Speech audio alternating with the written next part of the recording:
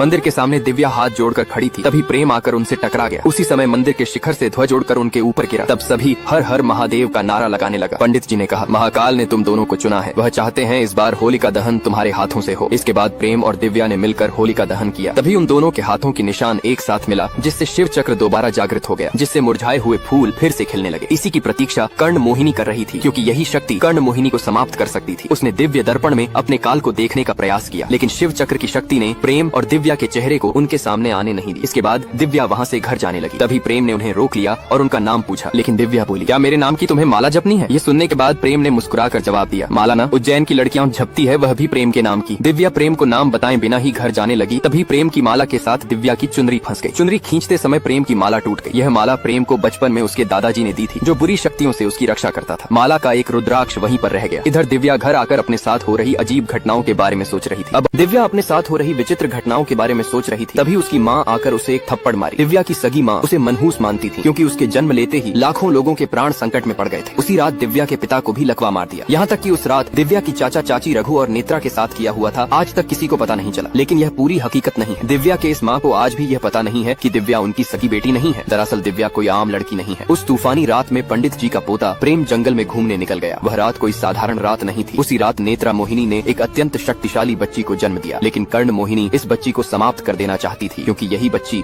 आगे चलकर कर्ण मोहिनी को मार सकती थी। नेत्रा मोहिनी ने जंगल में प्रेम को देखा। प्रेम के हाथ में शिव त्रिशूल का निशान देखकर नेत्रा समझ गई कि यह लड़का पंडित जी का वारिस और महाकाल का भक्त है। उसने प्रेम से कहा, तुम्हें इस बच्ची की हमेशा रक्षा करनी होगी। और फिर नेत्रा ने इस दिव्य बच्ची को प्रेम को दे दिया। प्रेम ने जब बच्ची का हाथ पकड़ा, तभी दोनों के चक्र जागृत हो गए और संपूर्ण शिव चक्र का निर्माण हो गया। जाने से पहले नेत्रा ने अपने हाथ का कंगन खोलकर बच्ची को दिया और फिर प्रेम बच्ची को लेकर अपने दादाजी के पास चले आया। शरद पूर्णिमा की रात पंडित जी मंदिर में यज्ञ कर रहे थे, जहाँ उनका पोता भी साथ बैठा हुआ था। परंतु यज्ञ समाप्त होने के बाद पंडित जी ने देखा कि उनका पोता वहाँ मौजूद नहीं है, जिससे वह भयभीत हो गए और फिर मंदिर के बाहर अपने पोते को ढूंढने निकल गए। तभी एक आदमी अपनी गर्भवती पत्नी को लेकर वहाँ आया, जो शीघ्र ही एक बच्चे को जन्म देने वाली थी। पंडित जी ने 2 सेविकाओं को उसकी मदद के लिए भेज दिया और खुद अपने पोते को ढूंढने जंगल की ओर निकल गए। तभी जंगल में उन्होंने अपने पोते को देखा। उसके गोद में एक बच्ची थी। इधर कर्ण मोहिनी नेत्रा का पति रघु को ढूंढ लिया। कर्ण मोहिनी ने रघु को दिव्य बच्ची देने के लिए कहा, लेकिन रघु वहाँ से भागने लगा तो कर्ण मोहिनी रघु पर वार कर दिया, जिससे रघु नीचे गिर गया। फिर कर्ण मोहिनी ने उससे बच्ची ले ली, लेकिन वहाँ कोई बच्ची नहीं थी, जिसे देखकर कर्ण मोहिनी क्रोधित होकर रघु के प्राण लेने लगी। इधर प्रेम ने अपने दादाजी से कहा कि एक स्त्री ने उसे यह बच्ची दी है। बच्ची के पास स्थित कंगन को देखकर पंडित जी समझ गए कि यह किसकी बच्ची है। पंडित जी ने बच्ची को अपनी गोद में लिया और फिर प्रेम को अपना दिव्य कवच पहनाकर घर जाने के लिए कहा। पंडित जी ने बच्ची को महाकाल के चरणों में रखा और फिर कर्ण मोहिनी से बच्ची की रक्षा की प्रार्थना करने लगे। तभी रोते हुए वहाँ वही आदमी आया। उसकी बेटी मोहिनियों के छूने मात्र से मरे हुए भी जीवित हो जाते हैं। इन्हीं मोहिनियों में से एक है कर्ण मोहिनी, अर्थात रूप से मोहिनी लेकिन स्वभाव से पिशाचिनी। कर्ण मोहिनी ने एक के बाद एक सभी मोहिनियों को मार डाला और फिर सभी मोहिनियों की शक्ति प्राप्त करके वह अत्यंत शक्तिशाली बन गई। अब सिर्फ एक मोहिनी नेत्रा बची थी। इधर साधु ने नेत्रा को बताया कि उनके गर्भ में पल रहा बच्चा ही कर्ण मोहिनी का अंत कर पाएगा। तभी कर्ण मोहिनी अपने काल को मारने चली आई, लेकिन साधु ने नेत्रा को बचा लिया और फिर वहाँ से गायब हो गए। क्रोध में कर्ण मोहिनी पूरे वन में आग लगाने लगी। अब कुछ महीने बीत गए। नेत्रा अपने परिवार के साथ सफर पर निकली, जिसमें उनका बच्चा भी साथ था। तभी कर्ण मोहिनी को इसकी जानकारी मिली। कर्ण मोहिनी ने पटरी को बीच से तोड़ दिया, जिससे ट्रेन खाई में गिरने लगी। नेत्रा सभी को बचाने के लिए अपने असली रूप में प्रकट हो गई और ट्रेन को वापस पटरी पर खींचने लगी। अब नेत्रा और कर्ण मोहिनी के बीच भयंकर युद्ध शुरू हो गया। इसी बीच रघु ने भी नेत्रा का असली रूप देख लिया, जिससे नेत्रा रघु को लेकर वहाँ से गायब हो गई। नेत्रा ने रघु को सब सच सच बता दिया, लेकिन रघु ने कहा, मुझे इससे कोई फर्क नहीं पड़ता, मैं अभी भी तुमसे प्यार करता हूँ। इधर कर्ण मोहिनी उन्हें ढूंढ रही थी। नेत्रा ने सुझाव दिया कि वे पानी के अंदर छिप जाएं, ताकि कर्ण मोहिनी उन्हें ढूंढ न सके, लेकिन तभी चंद्र ग्रहण लग गया और इसी के साथ कर्ण मोहिनी ने नेत्रा की आंखों के सामने उनके पति की हत्या कर दी और नेत्रा कुछ नहीं कर सकी। क्रोध में नेत्रा ने अपनी पूरी शक्ति लगाकर कर्ण मोहिनी पर वार किया, जिससे कर्ण मोहिनी घायल हो गई। तभी नेत्रा को अपनी बच्ची की याद आ गई। इधर इस आदमी की बेटी पैदा होते ही मर गई थी। वह महाकाल के सामने चिल्ला चिल्ला कर रो रहा था। तभी पंडित जी ने उससे कहा कि तुम्हारी मृत बेटी को नेत्रा मोहिनी पुनर्जीवित कर सकती है। आदमी को पंडित जी की बातों पर विश्वास नहीं हुआ। तभी नेत्रा भी वहाँ आ गई। नेत्रा ने मृत बच्ची को अपनी गोद में लिया और फिर बच्ची के सिर पर अपना हाथ रखा। उसी समय वहाँ तीव्र प्रकाश उत्पन्न हुआ और वह बच्ची जीवित हो उठी। लेकिन तभी कर्ण मोहिनी दिव्य बच्ची की तलाश में वहाँ आ गई और फिर नेत्रा से बच्ची को छीन लिया। कर्ण मोहिनी को लगा कि यही स्वर्ण मोहिनी है, लेकिन स्वर्ण मोहिनी महाकाल की मूर्ति के पास था। नेत्रा बच्ची को बचाना चाहती थी, लेकिन तभी कर्ण मोहिनी ने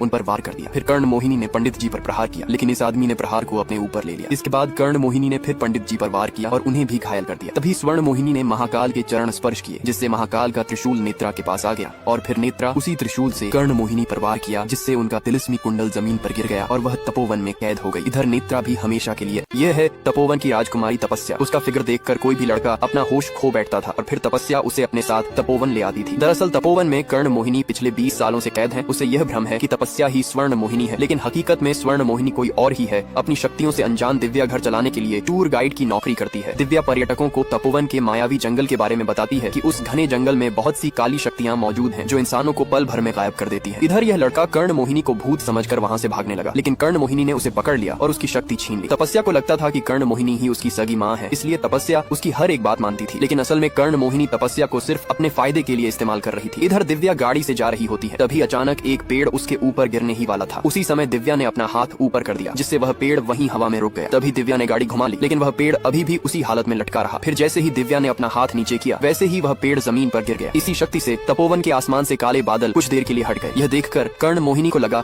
कि तपस्या को स्वर्ण मोहिनी की शक्ति मिल गई है। अब आगे